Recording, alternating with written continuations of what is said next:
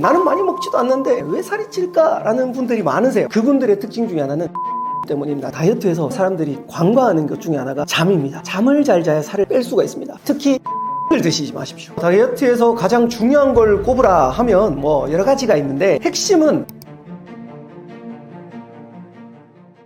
늘 뚱뚱했고 다이어트를 계속 실패했다고 하셨는데요. 현재는 다이어트에 성공하신 상태인가요?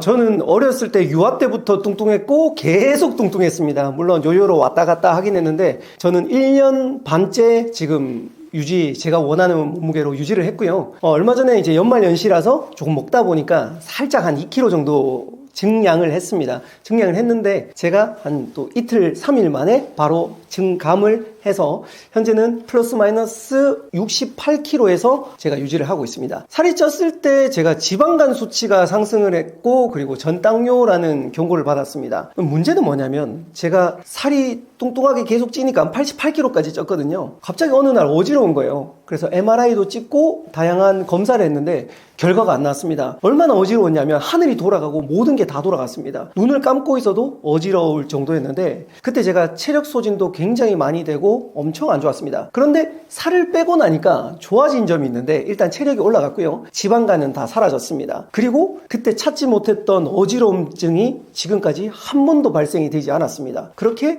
저는 정말 건강해진 모습으로 다시 돌아왔고 조금 과장을 보태자면 제가 20대의 몸으로 돌아온 것처럼 굉장히 가볍고 좋습니다. 다이어트에서 가장 중요한 걸 꼽는다면 어떤 점이었나요?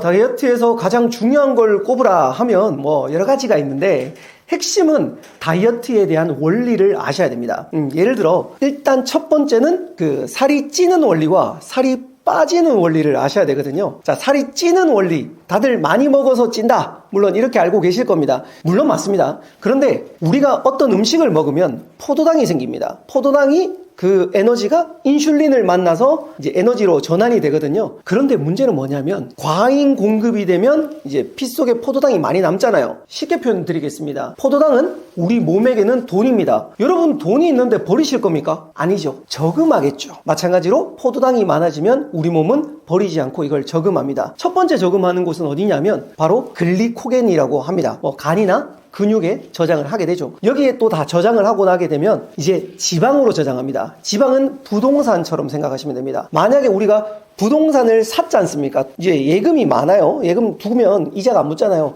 그 다음에는 부동산을 샀다고 가정하겠습니다. 문제는요, 부동산은 쉽사리 팔 수가 없습니다. 그래서 원리는 드시고 많이 드시면 글리코겐으로 저장되고 지방으로 저장된다. 이 원리를 아셔야 되는 게 첫 번째입니다. 이제 반대 과정을 아셔야 되는데요. 그러면 어떻게 지방이 연소가 될까? 이걸 아셔야 되는데, 자, 이제 살이 빠지는 원리에 대해서 알아야 되는데요. 살은 어떻게 빠지느냐? 우리 피 속에 혈당이 떨어지면 인슐린이 쉽니다. 인슐린이 쉴 때 첫 번째로 에너지가 필요하잖아요. 그걸 어디서 가지고 오냐면 글리코겐에서 가지고 옵니다. 글리코겐 방금 저장했던 예금 기억나시죠? 예금에서 뺐습니다. 뺐쓰다 보면 결국은 글리코겐은 12시간 정도, 10시간에서 12시간 사람마다 조금씩 다를 수 있습니다. 다 쓰고 나면 그때 지방을 가지고 옵니다. 다른 말로 부동산을 팔게 되는 거죠. 그런데 문제가 있어요. 이 10시간 안에 내가 무언가를 먹어버리면 그게 다시 포도당 리셋이 되는 거죠. 포도당이 돼서 리셋이 돼서 다시 글리코겐 다시 지방 축적 이 순서 때까지 리셋으로 돌아가 버리기 때문에 이 사이에 무언가를 먹게 되면 결국은 지방 연소가 되지 않습니다. 그래서 많은 분들이 나는 많이 먹지도 않는데 왜 살이 찔까? 라는 분들이 많으세요. 그때는 그분들의 특징 중에 하나는 자주 먹기 때문입니다. 즉 지방 연소까지 가지 않고 리셋돼서 원래대로 돌아오게 되는 거죠. 이 원리를 알게 되면 본격적으로 살을 뺄 수가 있습니다. 그렇다면 이 원리를 제가 줄여서 5가지로 줄였는데요. BTS 다이어트라고 저는 이 책에 이름을 넣어놨습니다. B, 배드 푸드 스탑입니다. 나쁜 음식을 먹으면 좋지 않습니다. 두 번째는 타임 리스트릭티드 이팅, 즉 간헐적 단식을 통해서 공복을 유지해서 그 지방 연소를 계속 가야 된다는 거죠. 세 번째는 슬리핑 웰, 즉 잘 자야 됩니다. 다이어트에서 정말 사람들이 관과하는 것 중에 하나가 잠입니다. 잠을 잘 자야 살을 잘 뺄 수가 있습니다. 다음 다시 B로 돌아오는데 B는 그 배드푸드 스탑 한 번 더 하겠습니다. 그 다음은 트레이닝입니다. 운동이죠.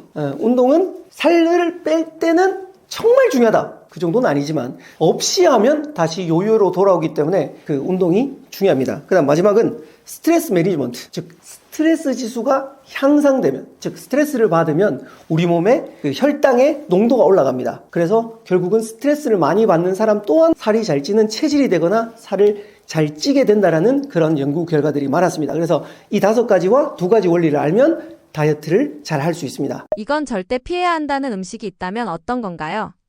음식인데 절대 피해야 된다 이런 건 없어요. 그렇지만 다이어트를 한다면 이 7가지를 피해 주시는 걸 권장드립니다. 제가 한번 기억나게 앞 글자만 따서 알려드리겠습니다. 설, 밀, 술, 튀, 초, 나, 담 7가지입니다. 하나씩 풀어드릴게요. 설탕입니다. 정제당이라고 하죠. 이 정제당을 먹게 되면 혈당 스파이크가 오게 되고, 즉 축적 빈도가 빨라지고 몸에 좋지 않습니다. 그래서 설탕, 요즘 무설탕이 되게 많죠. 그 이유가 바로 이 설탕이 나쁘기 때문입니다. 2번째는요, 밀입니다. 밀가루, 대표적으로 정제 탄수화물이라고 합니다. 7가지 중에 앞에 제가 넣어놨던 이유는 뭐냐면, 만약에 피하려면 이 2가지를 최대한 많이 피해라 라고 말씀드리고 싶습니다. 그 다음 3번째는 술입니다. 술은 칼로리가 7칼로리거든요. 보통 탄수화물은 4칼로리, 그 다음에 그 단백질도 4칼로리, 그렇지만 지방 9칼로리죠. 그 사이에 있는데 굉장히 칼로리가 높습니다. 이걸 empty 칼로리, 즉 빈 칼로리라고 하는데, 문제는 또 있어요. 술을 먹을 때 술만 마시는 사람은 없다라는 거죠. 특히 우리나라는 안주가 있죠. 그래서 나쁜 음식들을 같이 불러오는 데다가 술까지 먹기 때문에 피하시라라고 말씀드리고 싶습니다. 그 다음 4번째는 튀김인데요. 튀김 같은 경우에는 마찬가지 밀가루를 묻혀서 튀기는데 거기다가 기름이 좋지 않습니다. 트랜스 지방이나 아니면 산화 지방이 생기기 때문에 나쁜 지방입니다. 나쁜 지방을 먹기 때문에 피하는 걸 추천드리겠고요. 그 다음은 나는 나트륨입니다. 소금을 많이 먹게 되면 우리가 소금을 통해서 수분이 몸에 축적이 됩니다. 그렇지만 나트륨은 적당히 먹는 게 중요합니다. 무조건 피해라 이런 건 아니지만 그래도 적당히 드시되 너무 많이 드시면 좋지는 않다. 그 다음 초가공식품입니다. 초가공식품은 앞에 설명드렸던 게 다 들어가 있어요. 쉽게 말할게요. 과자부터 시작해서 공산품으로 나오는 것들입니다. 예를 들어 거기 안에 보면 설탕이 들어가 있죠. 밀가루도 들어가 있죠. 나쁜 기름도 들어가 있어요. 게다가 소금도 들어가 있어요. 그래서 공장에서 나오는 과자 이런 것들은 가급적이면 피하라. 마지막 담배는 왜 넣었냐면, 결국 우리가 그 다이어트의 목적은 건강해져야 되는데 이 담배를 통해서 살이 빠졌다라는 연구 결과도 물론 있습니다. 그렇지만 결국 담배를 많이 피게 되면 스트레스 지수에 좋지 않고 잠에 좋지 않기 때문에 담배는 가급적이면 끊으시라. 백해무익이다. 그래서 제가 여기 7가지를 넣어놨습니다. 딱 일주일만 이렇게 드셔보시라. 권장하면 있긴 한데 중요한 건 단기 다이어트보다 장기 다이어트를 하셔야 됩니다. 절대로 급한 일이 없다면 장기로 빼셔야 되지, 장기로 빼신다면 몸에 무리가 오고 요요가 올 가능성이 높습니다. 그렇지만 그래도 방법은 알려드릴게요. 중요한 거는 입맛에 맞는 채소를 찾으셔야 돼요. 탐색전부터 먼저 들어가겠습니다. 사람마다 입맛이 다 다른데요. 저 같은 경우에는 향이 강한 그 채소는 별로 좋지 않더라고요. 그래서 예를 들면 양상추라든지 파프리카, 제가 브로콜리가 맛있는 걸 처음 알았어요. 다이어트 하면서. 그전까지 정말 맛없었거든요. 그래서 제 입맛에 맞는 채소들을 쭉 찾았어요. 그리고 당근 라페로 먹으니까 되게 맛있었고요. 그 다음 버섯으로 먹으니까 맛있었어요. 포인트는 여러분들의 입맛에 맞는 음식을 찾으셔야 됩니다. 단 영양소가 좋은 음식으로, 자연식품으로. 이게 포인트입니다. 2번째는 단백질이 중요합니다. 탄단지라고 그러죠. 단백질 중에 저는 원래 닭가슴살을 좋아했습니다. 닭다리가 있으면 닭다리보다는 닭가슴살을 좋아했기 때문에 저는 굉장히 편했어요. 그래서 닭가슴살을 원래 좋아했기 때문에 닭가슴살을 주로 많이 먹고요. 그 다음에 제가 아까 채소가 입맛에 안 맞는 분들은 소스를 약간 감이 아세요. 당이 적은 소스를. 그리고 저 같은 경우에 계란도 원래 좋아해서 계란이나 아니면 메추리알 이런 것들도 먹었고, 정말 좋은 거 두부입니다. 두부는 졸여 먹어도 되고 구워 먹어도 되고 생으로 먹어도 되고, 그래서 주위에 구하기가 되게 쉬워요. 그래서 저는 두부를 추천드리는데, 개인적으로 저는 연어를 상대적으로 좋아합니다. 오메가3도 있고, 그리고 구워 먹어도 되고, 아니면 그 일본 소스 있잖아요. 거기에 재워서 먹는 걸 되게 좋아하는데 상대적으로 가격이 비쌉니다. 계속 유지하지는 못하고 한 달에 한 2-3번 정도 먹긴 한데, 연어도 굉장히 좋은 식품 중에 하나입니다. 그리고 소고기도 마찬가지. 단백질류에서는 굉장히 좋은데 마찬가지 비쌉니다. 그래서 한 달에 한 번 내지 아래 위로 먹으시면 되겠고요. 그 다음 렌틸콩이나 병아리콩, 콩류를 선택을 잘 하시면 되겠고요. 그 다음 복합 탄수화물이 있습니다. 저는 원래 콩류를 좋아했고 복합 탄수화물도 좋아했어요. 이게 입맛이 제일 중요한 거예요. 드셔보시고 여러분 입맛, 콩을 싫어한다면 콩을 빼세요. 왜 억지로 먹으면, 참고 먹으면 오래 못해요. 그 다음 저 같은 경우에는 현미 꽤 괜찮았는데 의외로 이번에 발견했던 게 뭐냐면 귀리였습니다. 오트밀이라고 하죠. 귀리도 저 입맛에 오독오독한데 저는 맛있었어요. 다양한 잡곡류들까지 있으면 좋고요. 또 하나만 더 하면 그 단백질 쉐이크 있죠.